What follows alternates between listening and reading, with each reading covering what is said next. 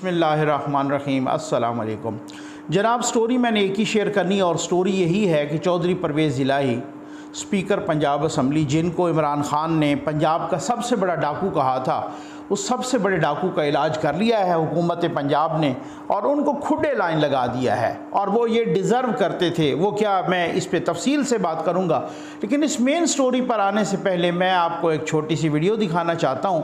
और वो वीडियो ये है कि इमरान ख़ान साहब, ये कल की बात है, एक तकरीब में को ख़िताब कर रहे थे। फिर वो ज़ाहिर है अपने वो कारकुनान से वो भी सवालात भी ले रहे थे और उनसे गुफ्तगू कर रहे थे। एक कारकुन उठा, उसने एक सख्त सवाल कर लिया। सवाल यही था कि जी जो नज़रियाती कारकुन हैं वो तो पीछे रह गए हैं और जो चापलूस हैं वो आज भी आपके दाएं बाएं बैठे हैं। ये उस कारकुन की बात नहीं, ये पीटीआई के कराची से लेकर खैबर तक सारे कारकुनों की यही आवाज़ है। जो नज़रियाती थे लोग, जो पीछे, जो ये कल हामिद ख़ान की मुलाकात हुई, वो भी यही कह रहे थे।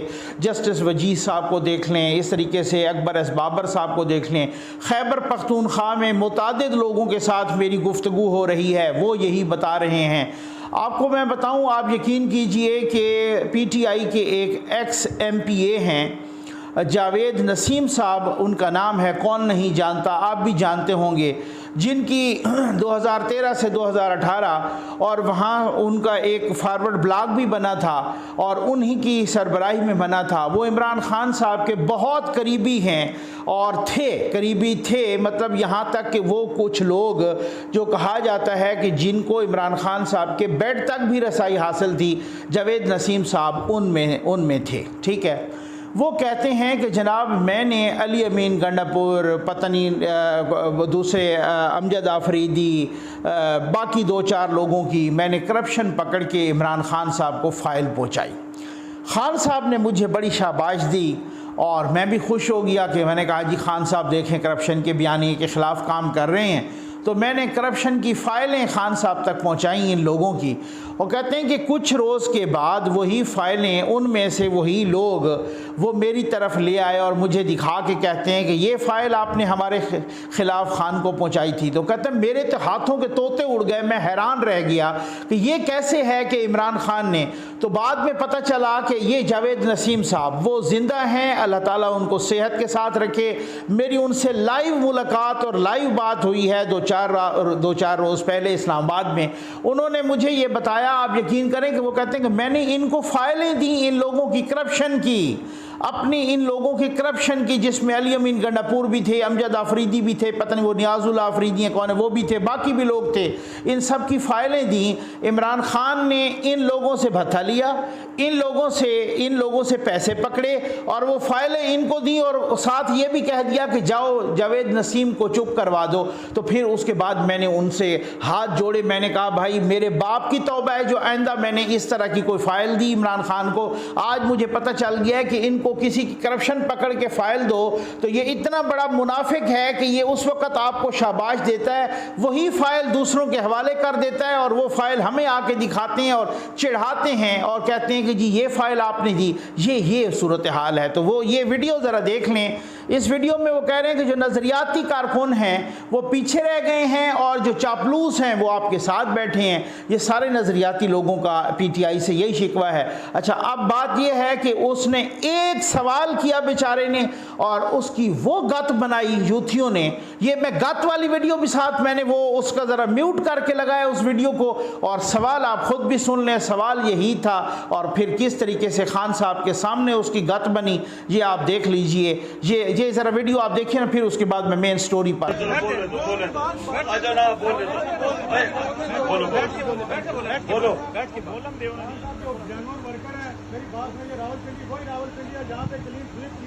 कोई एक सीट किसी जमात को नहीं मिली।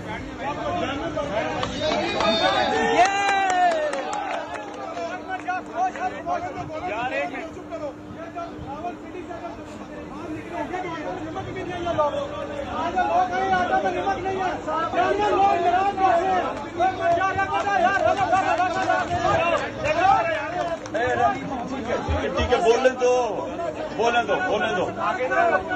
जी, यानी जेन्युइन, एक मिनट, जेन्युइन वर्कर बाहर बैठे हैं। यार बात सुनो।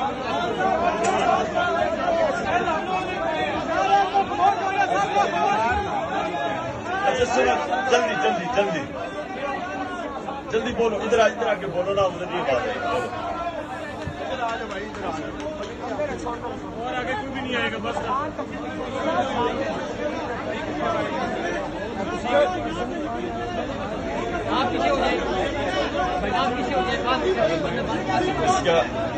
इससे बात भी बना दो, ठीक। ये जनाब आपने ख़ुद देख भी लिया, ये आपने सुन भी लिया।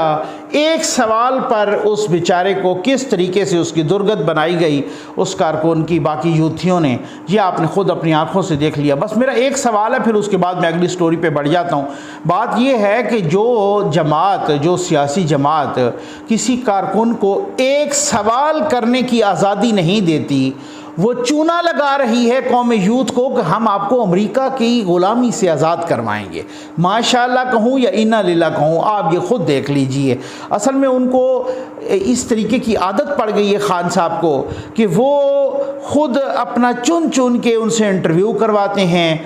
वो सिर्फ कहते हैं ARY वाले आए रिपोर्टर, वो मुझसे सवाल करें। वो ख़ुद कहते हैं फ़लाँ आए, वो मतलब वो ना तो किसी आज़ाद सहाफ़ी को पसंद करते हैं, ना ही कोई ऐसा कारकुन जो कोई सख्त सवाल कर ले, ना उसको पसंद करते हैं। ये इन लोगों की कुल औकात है। अब आ जाएं जनाब के पंजाब असम्बली में क्या हुआ। ये 2 दिन से ये तमाशा लगा हुआ है। परसों उधर बजट पेश होना था, 13 तारीख को नहीं हो सका।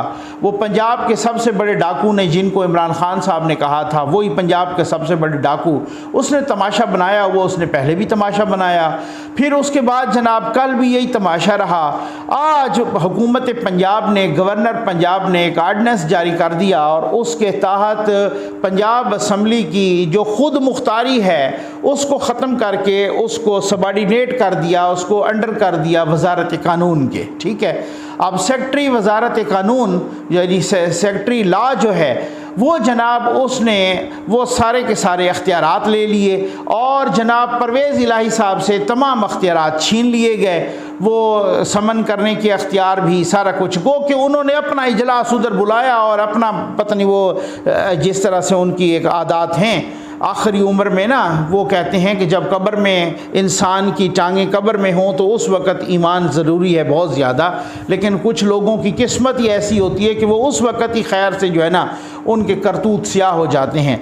अच्छा बहरहाल छोड़िए उसको, जो है ना अब ईवान इकबाल में वो इजलास हुआ और बजट पेश हो गया और उस इजलास की सदारत डिप्टी स्पीकर दोस्त मोहम्मद मदारी साहब ने की और गवर्नर ने एक आर्डनेंस जारी किया जिसकी वजह से पंजाब के सबसे बड़े डाकू को खुडे लाइन लगा दिया गया और जनाब उन्होंने कहा है कि इस असम्बली के अख्तियारात ख़त्म और अब वो असम्बली के अख्तियारात आ गए हैं सेक्रेटरी लॉ के पास। उन्होंने जनाब वहाँ से वो इलेक्शन अपना सेशन सूबाई असम्बली का वो उन्होंने वो कर लिया है और ईवान इकबाल में तलब किया है। वहाँ पे बजट पेश हो गया है पंजाब का और उसके बाद अब एक आर्डनेंस पे इस तरीके का एतराज़।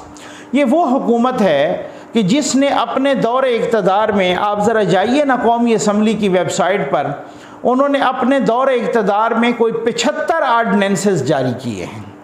सारी हुकूमत 3.5 सालों में चलती ही आर्डिनेंसेस पे रही है। कोई कानून साजी जब की गई तो तब भी बैसाखियों की बुनियाद पे की गई, बाकी सारा आर्डिनेंसेस पे चलती रही। ठीक है, अभी ये जो चाचा चुम्मा चट्टी बैठे थे चेयरमैन जो अभी चले गए हैं, वो भी आर्डिनेंस पे ही बैठे थे। उनकी मुद्दत ख़त्म हो गई थी लेकिन फिर भी वो आर्डिनेंस पे ही बैठे थे। वो एतराज़ कर रही है जिन्होंने अपने दौरे हुकूमत में 3.5 सालों में 75 आर्डिनेंसेस जारी किए हैं और वो एतराज़ कर रहे हैं कि इन्होंने क्यों आर्डिनेंस। भाई बात ये है कि अगर कोई रोड़े अटकाएगा कानूनी और आइनी तरीक़ाकार में, कोई आइन को मसख करेगा, कोई आइन और कानून के रास्ते में आएगा, अगर बजट नहीं पेश होगा, पाकिस्तान की तारीख़ में माजी करीब में मेरी तो यादाश्त में नहीं आता, अगर आपके कहीं आता है तो मुझे बताइए, कि जहाँ पे बजट सेशन ही 2-2, 3-3 दिन तक हो न सके, बजट के लिए बुलाया गया इजलास न हो सके 2-2, 3-3 दिन, ये बिल्कुल प्योर एक बदमाशी नहीं है तो और क्या है। मतलब अगर आप स्पीकर हैं उस असम्बली के तो आप कुछ भी कर लो, आप असम्बली का इजलास नहीं होने देंगे। आपने अपने पैर पे आप कुल्हाड़ी मारी है और इस तरीके से आपने वो सारा कुछ किया। अब मुँह सिलाई पर मनी लॉन्ड्रिंग का मुकदमा हो गया है और वो मनी लॉन्ड्रिंग की तहकीकात खुद खान साहब के ज़माने में ही सामने आई थी। ये शुगर स्कैंडल में जो 2 शुगर मिल्स थी, एक रहीम यार ख़ान की शुगर मिल और एक वो दूसरी, इसमें जनाब उनका, और अब वो पता चला है कि उनके 2 मुलाजमीन के जो फ्रंट मैन उनके कहा जा रहा है मुने सिलाई के, उनके अकाउंट्स में कोई 24 अरब रुपए आए हैं। और वही मुकदमा वही था, वही सूरत हाल जो इंक्वायरी उसी वक्त हुई थी जो शुगर स्कैंडल में हुई। और मुने सिलाई साहब अब वो ज़मानतें कराते भाग रहे हैं और कहीं से उनकी अभी तक तो ज़मानत नहीं हुई थी, मुझे नहीं पता कि आगे होती है या नहीं होती। और उन 2 लोगों को भी गिरफ्तार कर लिया गया है जो उनके फ्रंट मैन हैं। कोई बाकी साहब भी हैं गवर्नमेंट ऑफिशियल, वो भी जनाब इसमें शामिल हैं। और साथ साथ इंक्वायरी पंजाब के सबसे बड़े डाकू परवेज़ इलाही साहब के ख़िलाफ़ भी शुरू हो गई है कि जनाब उस वक़्त जब ये शुगर मिल्स को सबको ये सारा कुछ वो बनी थी या जो कुछ भी, तो उस वक़्त ये वज़ीर आला पंजाब थे और इनका क्या किरदार था। असल में पता है मसला क्या है? मसला ये है कि अब शेख रशीद साहब, चौधरी परवेज़ इलाही साहब, चौधरी ये मुने सिलाई, इनकी सियासत हो गई है ख़त्म। उसकी वजह यह है कि पीटीआई ने अपने जो अंदरूनी सर्कल्स हैं पीटीआई के, वो कह रहे हैं, उन्होंने खान साहब को कन्वे कर दिया है कि खान साहब इन लोगों ने हमें जलील व ख्वार किया है पूरे 3 साढ़े 3 साल 4 साल, चाहे ये हों या चाहे शेख रशीद हों। तो इस वजह से हमने इन लोगों के मुकाबले में पिछली दफ़ा अपने बंदे जो है ना इलेक्शन में खड़े नहीं किए थे, अब की बार हम इनके मुकाबले में टिकट्स देंगे। ठीक, परवेज़ इलाही की यहाँ से तो छुट्टी हो गई है, नून लीग से भी, परवेज़ इलाही की इस्टेब्लिशमेंट से भी छुट्टी हो गई है, परवेज़ इलाही की पीपल्स पार्टी से भी छुट्टी हो गई, उन्होंने जरदारी साहब को भी नाराज़ किया है। परवेज़ इलाही की जनाब हर जगह से छुट्टी हो गई। अब परवेज़ इलाही साहब ये चाहते हैं, मुने सिलाई परवेज़ इलाही, कि किसी तरीके से हम पीटीआई से चिमटें, क्योंकि पीटीआई अगली दफ़ा भी कोई ऐसी सूरत हाल हो कि कोई टिकट जो है ना हमारे मुकाबले में किसी को ना दे। या फिर ये भी सुनने में आया कि अपने आप को पीटीआई में जम करें, लेकिन कुछ लोग पीटीआई के अंदर भी हैं, वो खान साहब को कह रहे हैं ऐसों को जम भी ना करें, ये फिर भी इधर जलील करते रहेंगे, ये फिर भी साजिशी लोग हैं, ये फिर भी आज भी पीटीआई के दोस्तों के साथ हम बैठते हैं और जब बात होती है तो वो इनको ब्लैकमेलर कहते हैं कि ये सबसे बड़ा ब्लैकमेलर है जिसने हमें 3.5 पौने 4 साल तक ब्लैकमेल किए रखा, चौधरी परवेज़ इलाही ने और इसके बेटे ने। ठीक है, और साथ वो शेख रशीद के बारे में यही ख्यालात हैं उनके। तो वो इनकी जो सियासत है ना, अब ये बेचारे कह रहे हैं कि किसी तरीके से हम उंगली कटवा के शहीदों में नाम लिखवा लें कि जी देखें खान साहब आपकी वजह से हम पर ये सितम ढाए गए और ये जुल्म हुए और और वो खान साहब के ज़माने में ही इंक्वायरी हुई थी और नाम मुने सिलाई का उस ज़माने में ही सामने आया था। ठीक है ना, ये कोई नई बात नहीं है, इन्होंने मुकदमा नहीं किया नया, उसी इंक्वायरी की बुनियाद पे मनी लॉन्ड्रिंग का मुकदमा उस पे हुआ है। तो अब आप देख लीजिएगा कि किस तरीके से, यानी कि क्या सूरत हाल बनती है और ये इनका होता क्या है।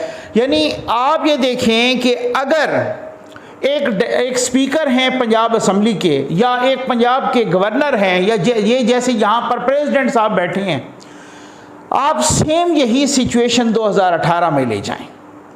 उस वक़्त प्रेसिडेंट किसका था? उस वक़्त प्रेसिडेंट नून लीग का था। उस वक़्त पंजाब के और खैबर पख्तूनख्वा के और सिंध के और इन सारे सूबों के गवर्नर किन के बैठे हुए थे? नून लीग के बैठे हुए थे। ठीक है ना, नून लीग की सेंटर में गवर्नमेंट थी ना 2013 से 2018, तो गवर्नर भी सूबों के इन्हीं के थे और सदर भी इन्हीं का। पंजाब में स्पीकर किन का था? नून लीग का था, उधर भी नून लीग की हुकूमत थी। अब अगर ऐसे होता कि पीटीआई की जैसे हुकूमत आई है, सदर साहब कहते कि जी मैं तो इनसे हल्फ नहीं लूँगा, एक नया फड्डा होना था। उस वक़्त चेयरमैन सेनेट थे गालिबन, हाँ, रज़ा रब्बानी साहब थे शायद, अगर मैं भूल नहीं रहा तो, वो भी यही कह देते। उसके बाद क्या होता? पंजाब का गवर्नर कहता कि मैं तो उस्मान बुज़दार से नहीं लेता हल्फ, ठीक हो गया ना, और वो बैठा रहता और वो कहता कि मैं तो उस्मान बुज़दार से हल्फ नहीं लेता। खैबर पख्तूनख्वा का गवर्नर कहता कि मैं तो इनसे हल्फ नहीं लेता, यहाँ पे महमूद ख़ान से। और जब वो गवर्नर कहता पंजाब का कि मैंने वसीम अकरम प्लस यानी कि उस्मान बुज़दार से हल्फ नहीं लेना, और फिर उसके बाद वो हल्फ आता कौमी असम्बली के स्पीकर के पास, स्पीकर ऑलरेडी नून लीग का था, तो वो भी कहता कि जी हल्फ तो मैंने भी नहीं लेना। अब क्या होगा? अब एक जिस तरह से इन्होंने तमाशा बनाया है 2-3 महीने के लिए, वो तमाशा वो भी बना सकते थे। तो अगर कोई आईनी और कानूनी चीज़ों की राह में रुकावट बने और रोड़े अटकाए, और पंजाब के सबसे बड़े डाकू के लिए वो 3 दिन से बजट का तमाशा बना हुआ है, कभी ऐसा देखा है आपने? तो फिर उसके बाद हुकूमत के पास क्या ऑप्शन रह जाती है? मैं कहता हूँ ये तो आर्डनेस है, यकीन कीजिए ये बहुत बड़ी शराफत है। ये उस हुकूमत की आप बहुत बड़ी शराफत समझें, जूते मार के निकालना चाहिए ऐसे लोगों को कि जो कानूनी और आईनी अमल में, अगर आप किसी तरीके से बदकिस्मती से किसी आईनी पोस्ट पर बैठ गए हैं तो इसका मतलब ये है कि आप वो करतूत करना शुरू कर दें, आप वो काले करतूत और आप वो आइन और कानून की धज्जियाँ उड़ाना शुरू कर दें। अगर गंजे को नाखन मिल गए हैं किसी तरीके से तो इसका मतलब ये है कि उसने अपना वो सारा अपना गंदापन दिखाना है। अगर बंदर के हाथ में उस तरह आ गया है या माचिस आ गई है तो उसने पूरी आग लगानी है। ये प्रेसिडेंट साहब आप बैठे हैं, वो हर किसी, मैंने पहले इनसे हल्फ नहीं लेना, फिर मैंने ये जो पास किए हैं बिल इनको पास, फिर उनके उसके बाद उन बिलों को उनको मुश्तरका इजलास में पास कराना पड़ा। उधर से वो गवर्नर उमर चीमा साहब अकड़ के बैठ गए, जनाब मैंने ये नहीं करना, मैंने वो नहीं करना। उधर से पंजाब का सबसे बड़ा डाकू अकड़ के बैठ गया, तो फिर इनका क्या इलाज है? हुकूमत और क्या करे? ऐसे ना करे। मैं तो कहता हूँ अभी भी आर्डनेस आया है, इनको उठा, और पंजाब का सबसे बड़ा डाकू कह रहा है जनाब यहाँ पे आए, और वो जो है ना आईजी भी आए, आईजी पंजाब भी, और चीफ सेक्रेटरी भी मुझसे माफ़ी मांगे, असम्बली में आके माफ़ी मांगे। भाई वो माफ़ी क्यों मांगे? आपने उस वक्त भी ये उधम मचाया था, इंतशार किया था, तो जब इंतशार फैले, जब फितना फैले, तो उस फितने का सर कुचलने के लिए स्टेट की यही इदारे होते हैं ना, यही पुलिस होती है, ये एफआईए होती है, ये रेंजर होती है, ये यही चीज़ें होती हैं ना हुकूमत के पास। अगर आप असम्बली का इजलास चलने ही नहीं देंगे, आप अपने खिलाफ तहरीक अदम एतमाद भी नहीं चलने देंगे, आप वज़ीर आला का इलेक्शन भी नहीं चलने देंगे, अब वो मुनहरिफ अरकान जो थे, एक आईनी प्रोसेस है ना, वो डिसीट हो गए हैं, सो हो गए हैं। अब पीटीआई जीतती है या नून लीग या कोई भी जीतता है तो वो अब आपके साथ मुकाबला है, वो जो भी जीतता है वो प्रोसेस है। वो सही बात है कि उन्होंने चूंकि वोट दिया था, हमजा शहबाज को पीटीआई के टिकट पे आए थे, हालांकि उनमें से भी बहुत सारे पीटीआई के टिकट पे नहीं, मैंने उस पर एक अलग प्रोग्राम करना है, बड़ा मज़े का प्रोग्राम है, ठीक है। और वो जनाब वो उसके बाद चैलेंज पीटीआई में शामिल हुए थे, चाहे इंडिपेंडेंट भी लड़के, फिर भी पीटीआई के थे, डिसीट हो गए, ठीक, बस वो डिसीट हो गए, अपनी सीट से फारिग हो गए, उन्होंने वोट दिया। ये कानूनी तरीका है? ये क्या तरीका है कि मैं इनको वोट नहीं देने दूंगा? ये क्या तरीका है कि आप गुंडे भेजो और उनको सीटों से खींच के जनाब इन सीटों पे लाएं? अगर ये तमाशा हो तो फिर पुलिस ना आए तो कौन आए? फिर क्या फरिश्ते तो नहीं उतरेंगे आप जैसे पंजाब के सबसे बड़े डाकू का दिमाग ठीक करने के लिए? फिर यही स्टेट के इदारे ही होंगे ना, लॉ एनफोर्समेंट एजेंसीज होंगी जो सामने आएंगी। तो फिर क्या है? अगर इसका मतलब ये है कि पंजाब असम्बली में जो ऊधम मचाता रहे, जो खून रेजी हो जाए, जो इंतशार हो जाए, जो तो आप तमाशबीनी करते रहो, तो उसको रोकने वाला कोई भी ना हो। वो एक ऐसा नो गो एरिया है कि वो उसमें जो कुछ भी हो जाए उसको कोई नहीं रोकेगा। अब आपके पुलिस जनाब और वो मुझसे आईजी और चीफ सेक्रेटरी माफ़ी मांगे। भाई क्यों मांगे आपसे माफ़ी? आप तो ऊधम मचाते रहे। इसी तरीके से मैं तो कहता हूँ अब आपको खुडे लाइन लगाया है ना, आपके सारे इख्तियारात ख़त्म किए हैं। आप यकीन कीजिए, मुझसे पूछिए तो ऐसे फसादियों को जूते मार के निकालना चाहिए असम्बली से, जूते मार के सड़क किनारे फेंकना चाहिए ऐसे फसादियों को। जैसे वो उमर चीमा गवर्नर के साथ हुआ है ना कि उसको इस तरीके से ठुडे मार के निकाला गया है गवर्नर हाउस से, इस तरीके से आपको भी ऐसी, आपको यू डिज़र्व इट। आपको मैं समझता हूँ कि यही आप इसी चीज़ के मुस्तहिक हैं। उम्मीद है आपको वीडियो पसंद आई होगी। आपका बहुत बहुत शुक्रिया।